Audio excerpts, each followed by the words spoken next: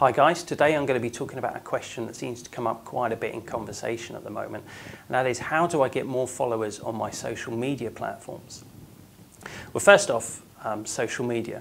I think we've got to the stage now where if you're an online business, you need to have a presence socially. And I know a lot of businesses still feel nervous about getting into this kind of field. They don't want people to be able to leave comments about them on Facebook or tweet about them on Twitter or anything like that. But I think we've got to the stage now where so much information is taken by the likes of Google regarding social media activity, be it conversations, retweets, people engaging, sharing content from online businesses, that it's unavoidable. If you don't have a social media presence, I think you're going to start getting left behind, because there's so many social signals now and so many factors that Google are taking into account that you just can't afford not to be social anymore. So make sure that you start to get your presence up and running if you haven't already. But how do you get followers once you've got your profile set up? Well, the first step is to make sure that you are completely optimized. All your profiles are completely set up and they're branded, they have your logos on there, they've got links to your main site, and all the descriptions and all the information is exactly how you want it. What this naturally does is it builds up authority. So if people are looking for you on social media, as a lot of people now start to do, they'll know straight away that this is exactly the profile that they should be engaging with, that they should be talking to you with. So you naturally start to build up followers there, especially if you've got a big brand or a brand that a lot of people talk about. They will naturally start to copy in your Twitter handle, or they will start to link to your Facebook account. So that's how you start to naturally get followers. But this isn't really going to be enough in order for you to think that you've got an audience in front of you. But I think it is, at the same breath, important to understand that it's not about how many people follow you. It's about the people that are following you. You could have 20,000 followers on Twitter, but if none of them are really that interested in what you've got to say, then it's irrelevant. You're tweeting to the wrong people. They're not going to engage with you, they're not going to retweet you, they're not going to have any interest in anything that you've got to say.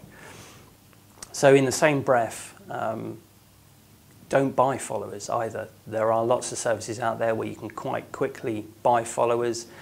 It's not something I would recommend. Some companies do it so that they've got their initial follow count quite high, so that it looks like they've been around for a while. There's no harm in it, other than if you get caught out or someone looks at your Twitter profile and they looks at the followers, it might be completely obvious that you've got a load of spam followers following you. If they call you out online, that could be embarrassing for your brand. So you don't really want that sort of information out there. So I would just completely avoid it. Again, it's about who follows you, not the amount of people that follow you. So once you've got your site all optimized and everything's branded up, it's then time to start looking into how you can get more followers coming to you. First off, I would start looking at what your competitors are doing.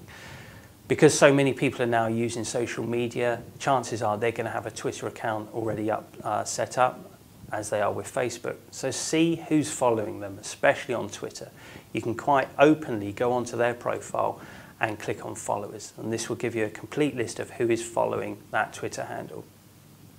There's no rules when it comes to Twitter and followers. If they're following your competitors, chances are they're going to be highly interested in what you've got to say as well. So it's only natural that they're probably going to follow you. So follow them, start engaging with them, start seeing what these people are saying. It could well be that you can help them out. They might well be talking to your competitor directly, but if there's something that you can help them with, help them, talk to them. You will naturally then start to build up your followers that way. And start following hashtags as well, or keywords as well that are relevant to your products or your services. And start to see what people are asking, start to see what people are talking about. And because this is social media, again, especially on Twitter, you don't even have to be following them, they don't have to be following you. You can reach out directly to them just by including their handle in your tweet. So if you've got TweetDeck or anything like that, you can just follow hashtags, you can follow keywords, and you can follow the stream of information that's coming through the day. And if there is an opportunity for you to jump in and help someone out, brilliant. chances are the knock-on effect of that is that other people will start to follow you as well, because that information's out there. People can start to see what you're doing. You're almost giving customer service in real time.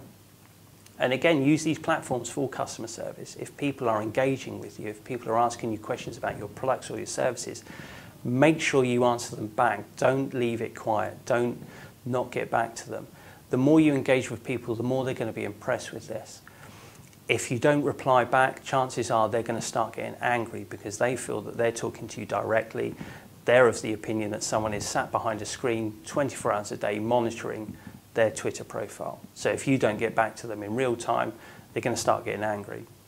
This can be a bit time consuming, but you do need to throw quite a bit of time to social media just to make sure that you're doing this engagement correctly. But the fact that you're doing this is out there in the real-time world. It's everyone can see what you're doing. So a good customer service online, especially again with Twitter, this means that other people might start to follow you. They'll see that you're doing all the right things.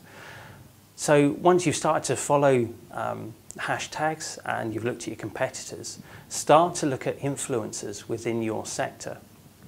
And this could well be a competitor as well. Don't be afraid to follow a competitor.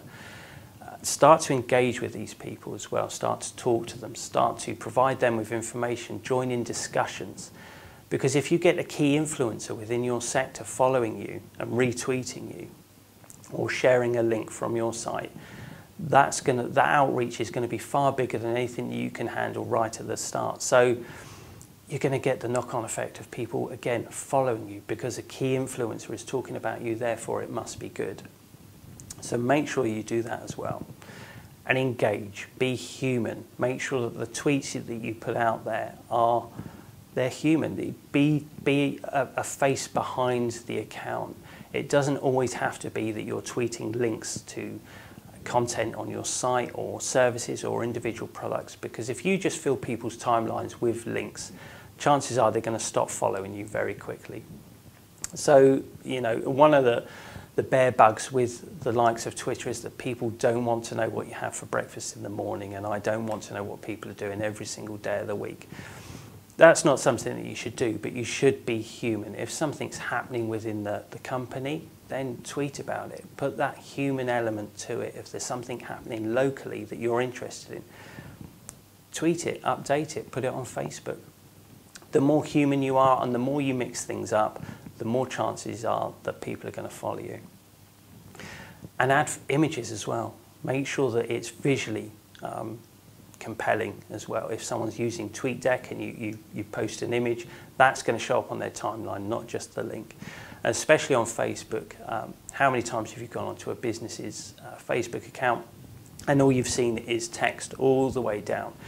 Break it up, put images on there. If you've got a really visual website, so it's like fashion or it's sports equipment or anything like that, get it out there. Start to put the images on your timeline, because people are more likely to engage the more they see images. It's more that they can share as well, and the more people that share these images or this information, the bigger the outreach is going to be as well. And don't be afraid to repeat yourself either. If you've created a blog post, don't be afraid to tweet about it a couple of times a day. Chances are you're going to miss some of your audience. You're not going to always hit everyone every single time you tweet. So don't be afraid to repeat your tweets. Obviously, you need to be sensible about it. Don't put out 100 tweets during the day, because again, this will annoy people. They will stop following you. But don't think just because you've tweeted something once, you can't tweet it again. But in order to try and make sure that you hit your optimum target audience, you need to kind of know when are the best times to update Twitter, Facebook and Google+, because the more people that you hit, the more chance you have of people following you back. And again, you have that whole knock-on effect where if you hit your audience at the peak time, chances are they're going to engage with you or they're going to reshare some of your content. Then the followers that are following them are going to see that as well. The knock-on effect is that they might start to follow you. So having had a quick look before we started this video, the general consensus online looking at peak times was for Twitter, it was between 11 AM and 3 PM. Facebook is between 1 p.m. and 4 p.m. And surprisingly, Google Plus is 9 a.m. to 11 a.m. So try and hit those platforms at those times. Do your own research as well. That's only what I've found. You might find that that's, it's different depending on what sector you're in. So have a look, do your own research. But if you can hit those peak times, chances are you're going to get more followers each time you do that. And be authoritative. Start to be a voice within your sector, because the more people start to trust you and the more you start to have an opinion within things that are in the news or within your sector, people will start to naturally come to you for this information. They will start to trust you. And if they trust you and they find you to be an authoritative figure, they will retweet stuff, they will share stuff, they will talk about things that you have said. And again, the outreach is that they're going to hit their audiences, and the knock-on effect again is that they will start to follow you. So start to have an opinion. Don't be afraid to have an opinion either as well. Don't just feel that you have to appease your audience and say what you think people are going to say. If it's controversial, but you've got a valid point, say it, get it out there. Again, it just shows that you're human. It shows you have an opinion. Everything's out there to be questioned, so go for it, do it, be human. The more chances are that people are going to enjoy this, they're going to engage with you. If you start a discussion, that's brilliant. What you usually find is when you start a discussion with someone on a particular subject, other people jump in with their opinions as well. Again, you're outreaching to more people than is just your audience, so more followers will come in. So hopefully that's given you a few tips as to what you should do. There's no exact science as to simply following loads of people and they'll follow you back. It's more about the engagement on your behalf. It's more about making sure that you get the correct content out there. It's about going in front of your audience. It's about being human. It's about doing your research and making sure that you're following the right people in the hope that they will follow you back.